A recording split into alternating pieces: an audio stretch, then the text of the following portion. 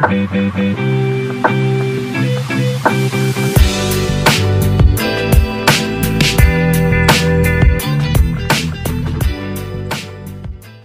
tout le monde, j'espère que vous allez bien. Je suis ravie de vous retrouver aujourd'hui pour une nouvelle présentation de l'un de mes jeux de ma cartothèque. C'est le 17e jeu que je vous présente et c'est un oracle que j'ai acheté la semaine dernière, l'oracle Animaux Totem de Nathalie Ross, de la collection Les Oracles Marabout aux éditions Marabout. Donc c'est un oracle qui traite du coup des animaux totems. Donc on vous dit comprendre les messages des animaux totems. Donc sur le côté de la boîte, nous avons le message. Les animaux totems sont vos messagers. Écoutez la sagesse qu'ils ont à vous délivrer. Alors c'est une boîte cloche, hein, toute simple, enfin on va dire, voilà, banale, il n'y a rien de particulier. Et voici le dos. Donc ce jeu-là, je l'ai payé 19,90 € chez Leclerc. Voilà. Alors, sur l'arrière de la boîte, on nous dit, grâce au message et aux dons qu'incarnent les animaux depuis l'Antiquité, l'oracle des animaux totems, créatif et instructif, permet de vous connecter symboliquement aux énergies des animaux en laissant votre intuition vous guider. Ainsi, vous trouverez des réponses à vos questions en utilisant le symbolisme des animaux totems afin de saisir leurs précieux conseils. Osez lâcher prise et quitter le terrain confortable des certitudes sans entacher la part de rêve et d'aventure que la vie vous propose. Donc vous avez 50 cartes illustrées, donc qui sont scindées en plusieurs familles, et un livret de 80 pages explicatif. Voilà, on nous dit tout est réuni pour libérer l'animal en vous et révéler ses messages spirituels. Alors, j'ai plusieurs jeux qui ont pour thème les animaux. C'est vrai que j'aime beaucoup les oracles. J'ai quelques tarots aussi, vous avez dû les voir, puisqu'on a vu l'oracle des chats, par exemple, avec les animaux.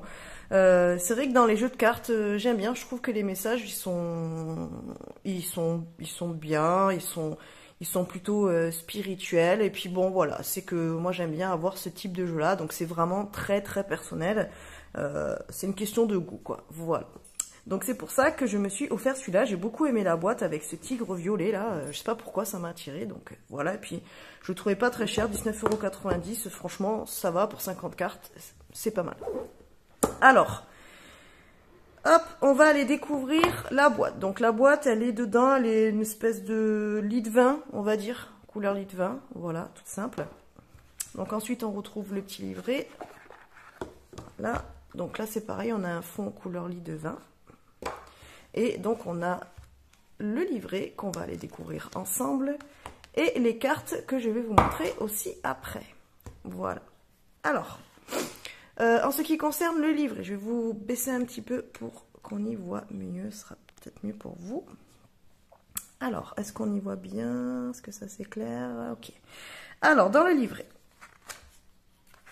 donc nous avons déjà une présentation de l'auteur. Voilà, donc le titre. Donc une introduction sur la spiritualité amérindienne, puisque du coup les animaux totems, donc cette culture-là et cette croyance-là vient de la culture amérindienne et du chamanisme du coup. Donc là, ça nous explique qu'est-ce qu'un animal totem, les messages des animaux totems. Donc là, c'est un conseil d'utilisation, voilà, comment utiliser les cartes et le guide. Voilà, ouvrir son esprit à l'oracle, recommandations, voilà. Donc ensuite là, on a des petits exemples de tirage. Donc là, on a tirage, résoudre une problématique, un tirage en 3 cartes. Ensuite, on a comprendre son rêve. Donc ça, c'est le tirage que je vous ai fait la semaine dernière en vidéo. Donc n'hésitez pas à aller la voir si ce n'est pas déjà fait. Voilà, je vous ai fait ce tirage-là. Et ensuite, là, on a interprété les cartes une à une pour trouver son animal totem. Donc là, c'est si vous voulez vraiment travailler avec les cartes pour apprendre peut-être à le connaître, à créer une espèce de lien. Et en fait, elle propose de répondre à plusieurs questions. Donc comme, quelle est votre plus grande peur? Aimez-vous la solitude? Quelles sont vos qualités, votre qualité, votre défaut principaux? Voilà, en fonction de la réponse de la question numéro 3, qu'estimez-vous avoir à apprendre à travailler? Blablabla. Et là, du coup, vous avez comme ça 8 questions. Voilà. Donc vous pouvez y répondre directement dans le livret si vous voulez, ou dans votre carnet de journaling, ou de votre carnet de tarot de journal si vous en avez un. Ou ne pas y répondre si vous ne voulez pas non plus. Donc ensuite, là, les animaux domestiques. Donc là, on commence à entrer donc dans l'interprétation des cartes et elle a scindé le jeu en plusieurs familles. Donc vous avez les animaux domestiques, vous avez les animaux marins, les animaux de la savane et vous allez voir qu'en fait chaque famille d'animaux ont une couleur spécifique de cartes. Donc vous les reconnaissez très bien quand vous tirez les cartes. Donc là ça nous explique ce que c'est les animaux domestiques. Voilà. Et donc on commence par exemple avec la carte du chien. Donc on a une petite bulle avec l'illustration de la carte. Donc là par exemple la première c'est le chien, donc on voit le border collie et on a un petit texte qui nous dit si vous avez tiré cette carte, et donc là vous avez votre interprétation par rapport au message que vous donne le chien du coup comme en tant qu'animal totem quoi. Et ensuite vous avez sa symbolique, alors ça je trouve ça super bien, vous avez l'énergie. Donc par exemple la joie et l'amour inconditionnel, donc c'est vraiment l'énergie de cet animal totem et du coup de la carte. Et ensuite on a les ressources, donc par exemple la loyauté envers ses proches, la notion de clan déjà présente chez le loup amène le chien à ne jamais trahir les siens, la fidélité et la manière de la vivre en amitié, en amour, en milieu professionnel, la protection et le service rendu aux autres. Je trouve que c'est vachement bien parce que ça peut vous permettre quand même de voir en fait si là les ressources ça correspond peut-être à des traits de caractère que vous avez, à des valeurs que vous avez, à des qualités en fait que vous avez aussi, et je trouve que c'est très bien parce que ça nous permet quand même de nous connecter vraiment avec l'énergie du jeu et surtout de l'animal où on se dit ah oui effectivement j'ai une partie de chien en moi, j'ai une partie de renard en moi et je trouve que c'est sympa franchement. Ce petit encadré là je le trouve vraiment bien, je l'ai pas forcément dans les autres jeux de tête comme ça, j'ai pas le souvenir, mais je trouve sympa. Franchement, je trouve que le livret, il est quand même pas mal. Alors par contre, ce qu'elle explique quand même au début, c'est que ce jeu-là est quand même fait pour les débutants. Enfin, il a été conçu surtout pour les débutants en cartomancie. Donc c'est plutôt bien parce que ça veut dire que si éventuellement vous débutez vous en cartomancie, ça peut être justement un jeu intéressant pour vous. Bon, sachant évidemment qu'il faut que les animaux soient un sujet qui vous plaît. C'est sûr que si vous n'êtes pas vraiment branché animaux, vous êtes plutôt branché, je sais pas, fée clochette ou plantes plutôt, puisqu'il y a beaucoup d'oracles aussi par rapport aux plantes.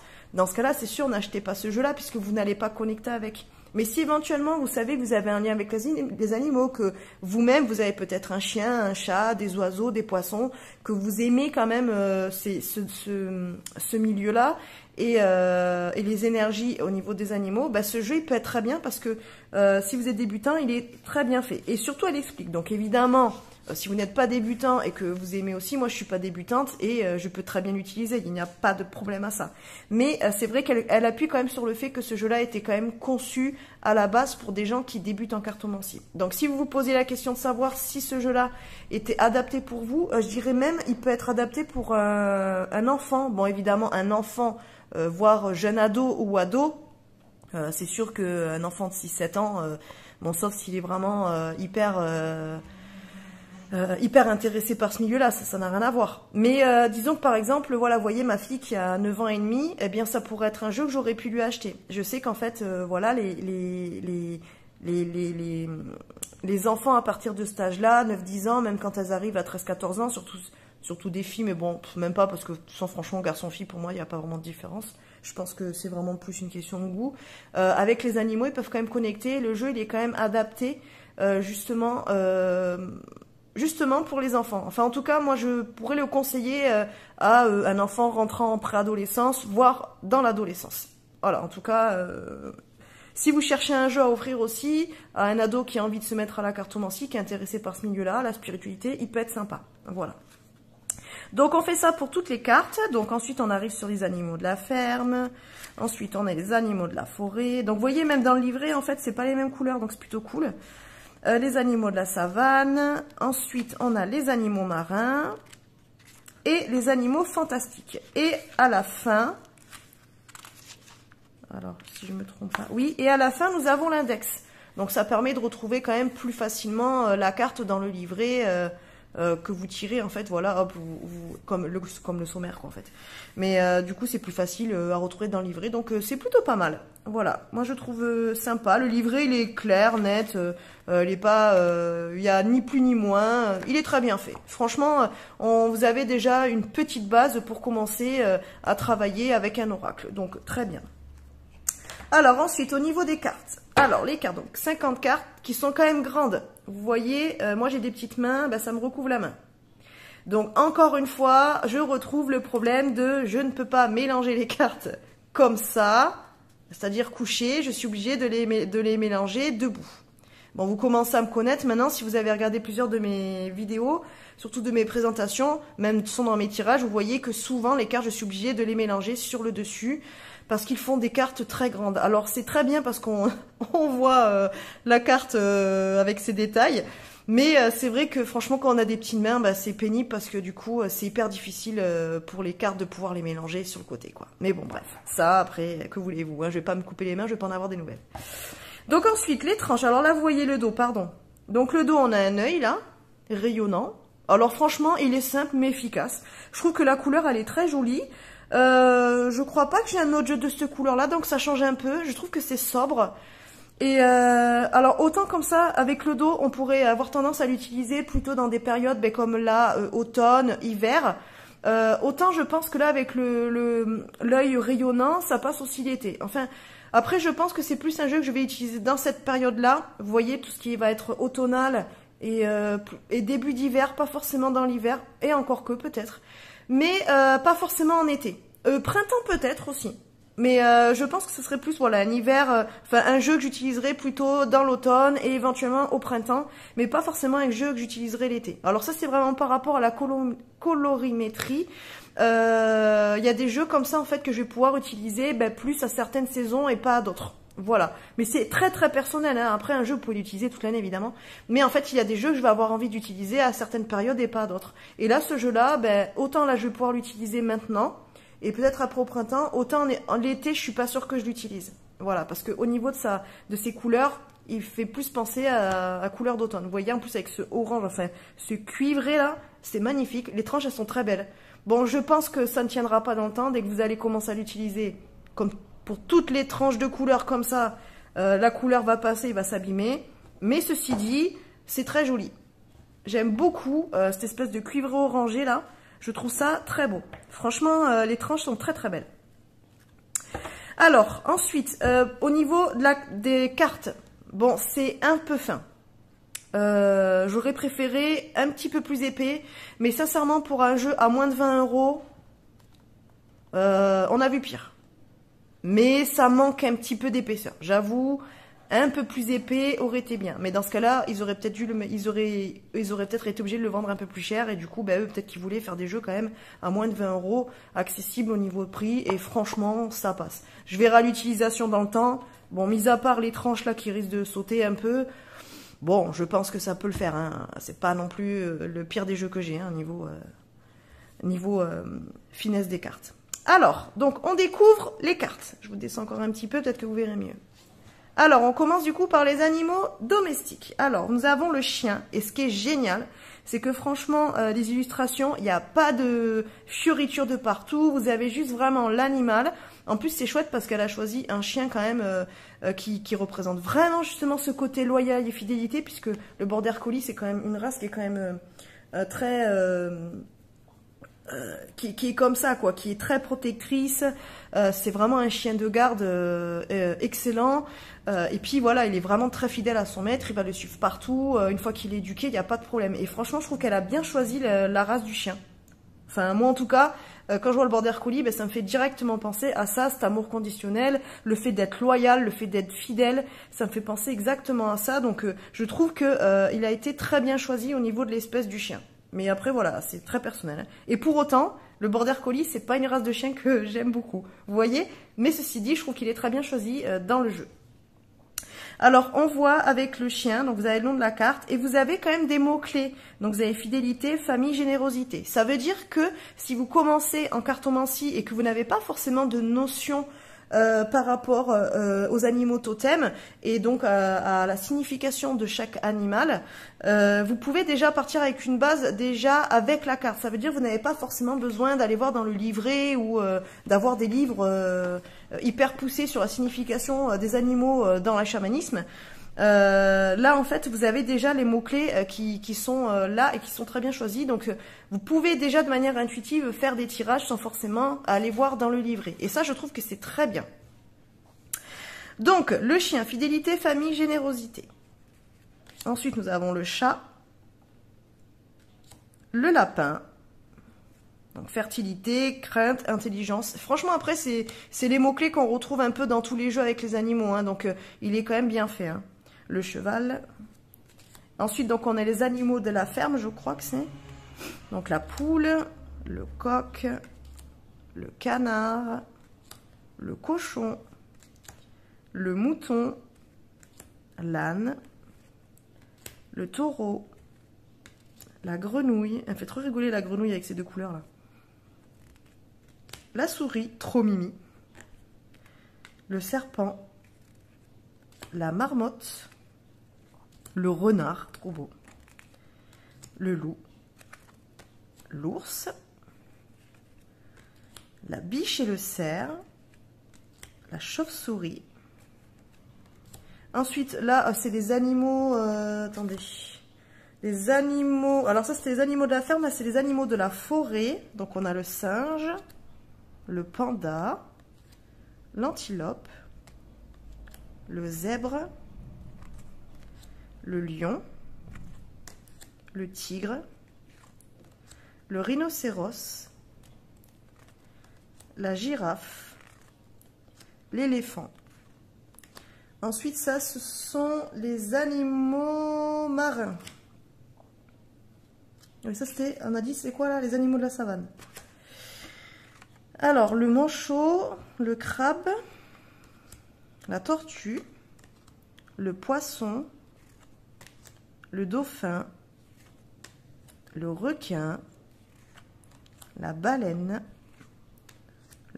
donc ça c'est les animaux marins. Ensuite on a les oiseaux, donc le rouge-gorge, j'adore le rouge-gorge, la colombe, le corbeau, ah ben lui hein, c'est mon oiseau préféré de ouf, avec le rouge-gorge, la chouette évidemment, hein, la chouette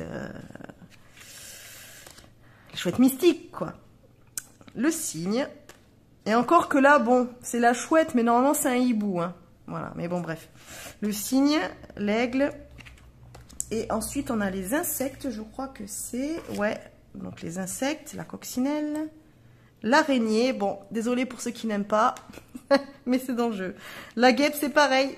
On n'aime peut-être pas, mais bon, ça fait partie des animaux totems. Le papillon. Et ça, c'est les animaux fantastiques. Donc, le phénix. Je trouvais sympa d'avoir mis quand même quelques animaux fantastiques. Pégase. La licorne. Et enfin, le dragon. Voilà. Alors, vous voyez, c'est bien parce que vous avez vraiment ces thèmes de couleurs.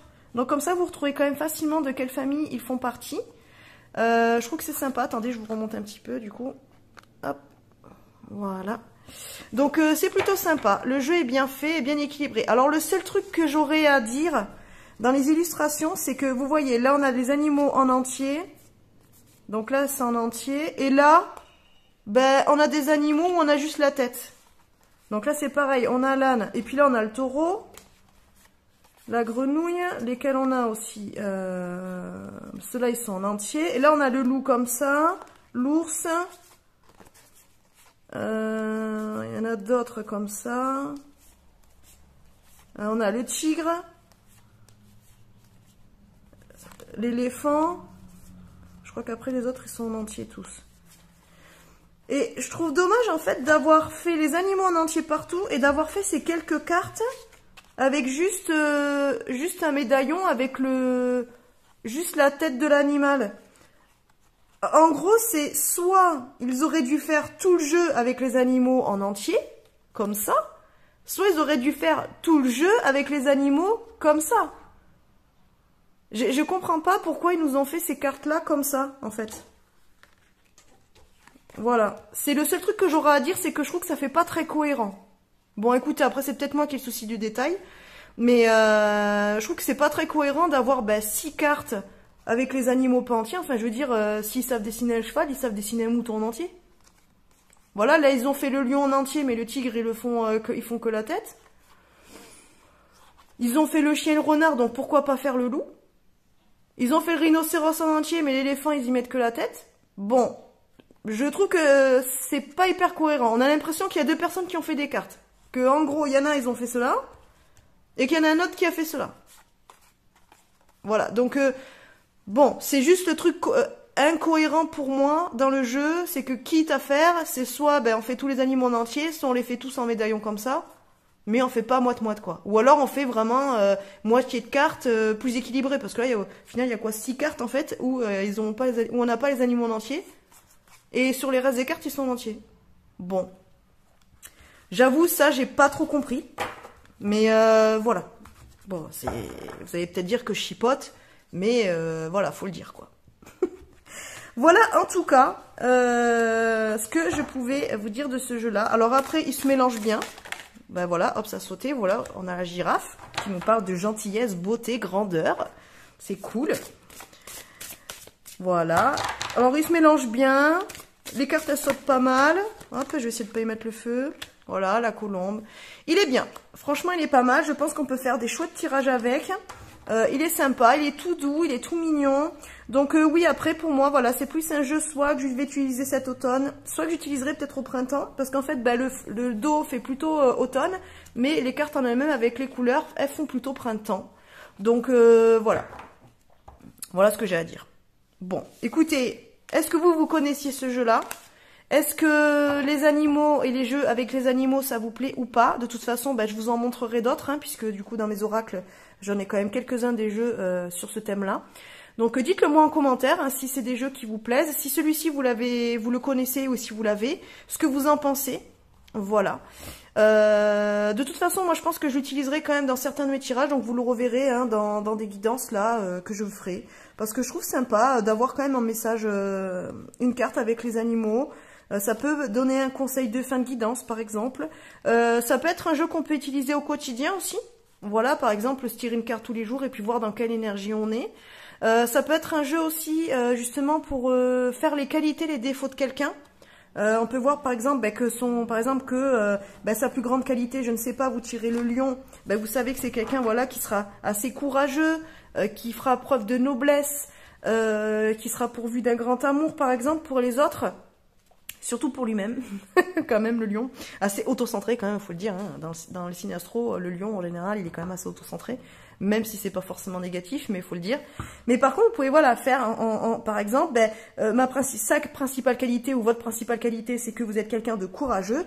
Par contre, vous tirez le serpent, ça veut dire qu'éventuellement, vous êtes quelqu'un plutôt quand même de mystérieux, c'est-à-dire que vous avez tendance peut-être à cacher qui vous êtes vraiment, ou à cacher des choses sur vous, ou pas vraiment vous ouvrir aux autres. Ça peut être ça aussi.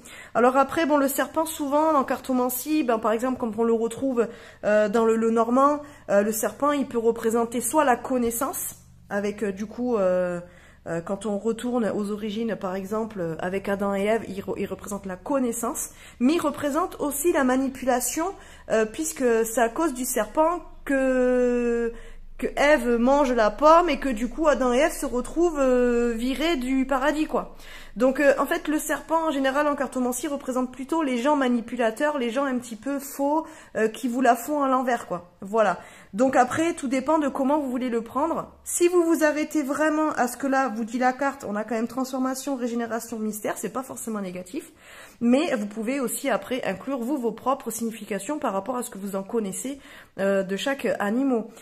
Donc là, par exemple, le serpent peut dire que votre principal défaut, ça serait que, éventuellement, transformation, vous manquez peut-être justement de souplesse, c'est-à-dire que vous avez tendance à toujours faire la même chose, à rester toujours dans les mêmes façons de penser, de faire toujours pareil, d'avoir vos habitudes et de pas forcément aimer le changement ou apporter du changement dans votre vie. Peut-être que vous avez du mal à vous adapter, peut-être, on peut dire ça.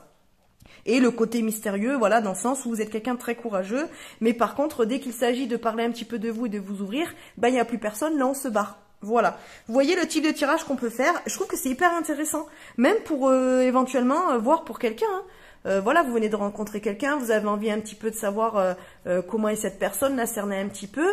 Eh bien, ça peut vous permettre de cerner quelqu'un. Je trouve vraiment intéressant. Il y a beaucoup de choses à faire avec ce jeu. Voilà. Voilà ce que j'avais à vous dire. Bon, bah écoutez, n'hésitez pas à me le dire en commentaire si ça vous a plu. On est à 24 minutes, donc je vais m'arrêter là. Hein, parce que bon, en papote, moi ça me dérange pas, mais après ça fait un peu long. Si vous avez aimé cette vidéo, bah du coup, je vous invite à vous abonner, à me mettre un petit pouce pour soutenir la chaîne. Hein, comme ça me permet de pouvoir vous offrir encore plus de contenu. Et puis, si vous voulez, en commentaire, vous mettez le mot totem. Allez, on met le mot totem en commentaire, comme ça je saurai que vous avez regardé la vidéo jusqu'à la fin et qu'elle vous a plu. Voilà, on se retrouve de toute façon, je pense, jeudi ou vendredi pour une vidéo guidance. Je pense que je vais vous faire un tirage. Ouais, je pense que je vais faire ça. Jeudi ou vendredi. Voilà, on se retrouve. Allez, je vous fais des bisous. Je vous dis à bientôt, les amis.